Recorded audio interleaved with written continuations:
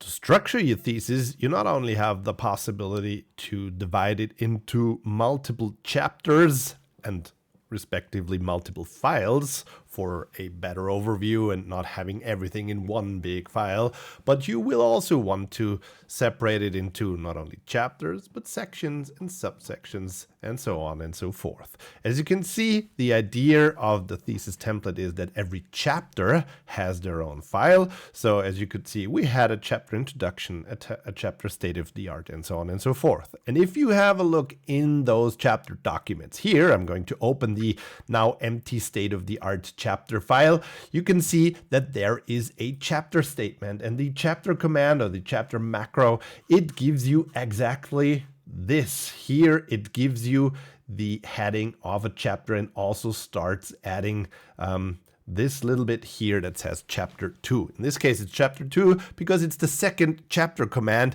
in our document. The first one was the introduction. But chapter is not the only way or not the only kind of heading that you can use. There are a few in LaTeX that you should use in a descending order. So chapter always has a full number. So you have chapter 1, chapter 2, chapter 3, and so on and so forth. Below that, you have the so-called section. A section is basically a part of a chapter. So I'm going to call it my first section.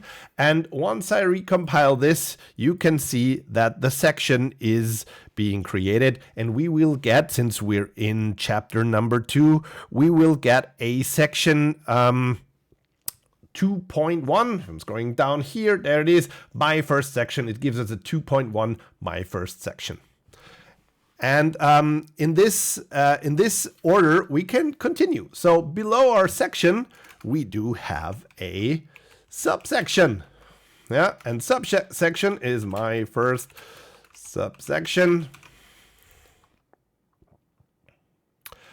It will give us a third layering of our numbers. It's 2.1.1. And if I go ahead and I just copy this and add a second one, and I'm going to call this my second subsection, for example, it will obviously give us a 2.1.2. Yeah.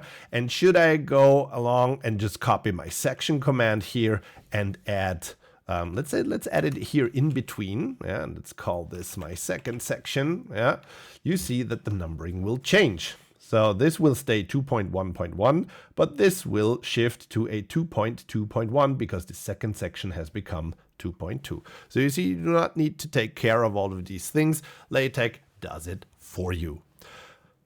So we have chapters, we have sections, and we have subsections. There's even one level below that. It's called a subsubsection, and this is even more further down. But the biggest difference about the subsubsection is that it is not numbered anymore, because it would have like 4 layers of numbers, and this is a bit too much. So every subsection, yeah, and I'm just going to duplicate this here one more time, just gives you a heading, but this heading doesn't have a numbering. So I'm just going to copy a little bit of lorem ipsum inside here, so you can see if I'm adding 2 blocks here, just so there's a little bit of text in there. You can see that this just puts the text under the respective heading. There is one thing, except chapter and section, you shouldn't have 2 headings following each other. So make sure that between every section and subsection, subsection and subsubsection, and so on and so forth, you always have at least 1 or 2 sentences of text. This, like in my example here, should never happen, that there's 2 headings after one another. Okay, so is this everything, you might ask? Nope, we still have more headings to add. The next one is called a paragraph. Yeah, and this is might be a little bit confusing, especially if you're coming from the World Wide Web development. Paragraph is not a paragraph of text, it's actually a heading in LaTeX. So this is a paragraph.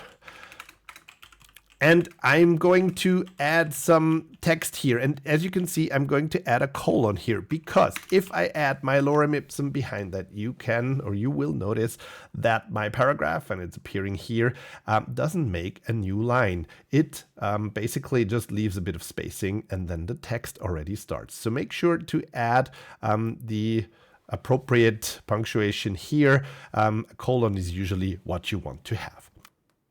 So the last layer of headings is a subparagraph. So it works pretty much like the paragraph, except that overleaf does not auto-complete it for us. So I'm just going to add it here and I call this is a subpar.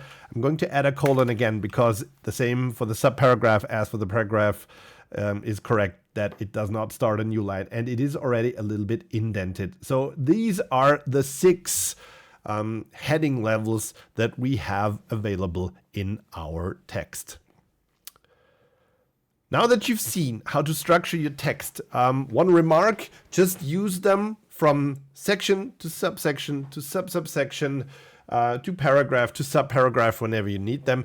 Don't leave out any of the levels. Just use them in the correct order. When it comes to actual paragraphs, and I'm not talking about these paragraphs here as a heading, but the paragraphs that you have in your text, there is one important thing.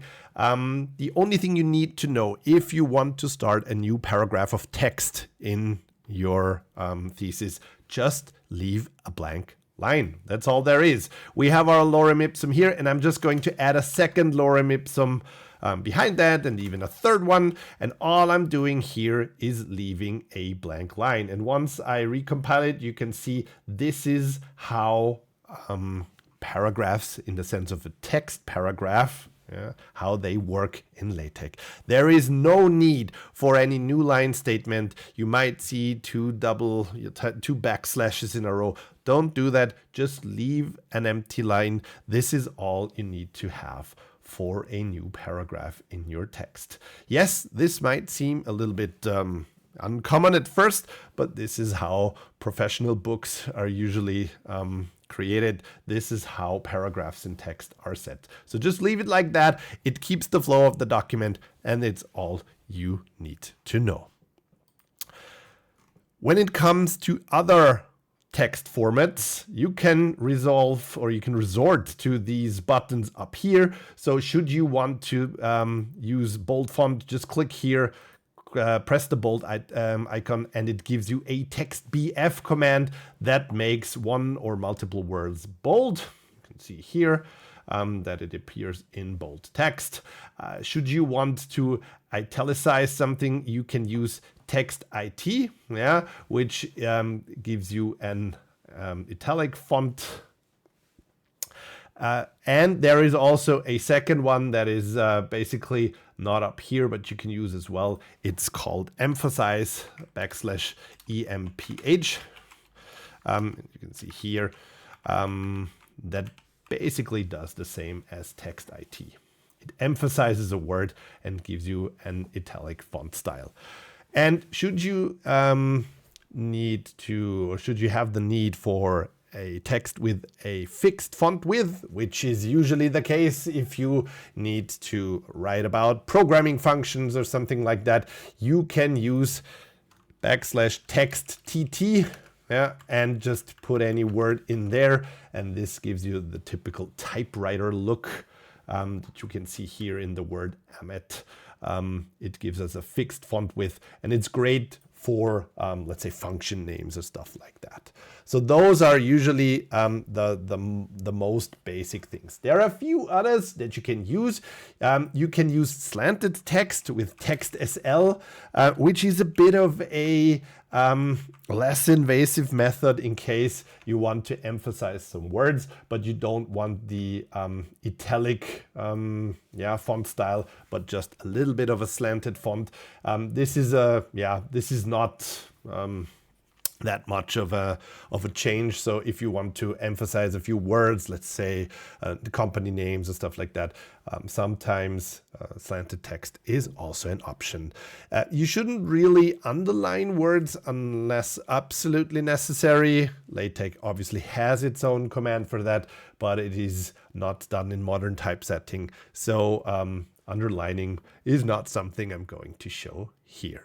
Okay, so those are the most basic things for structuring your texts with headings, with bold font and italic font, and also paragraphs in your text.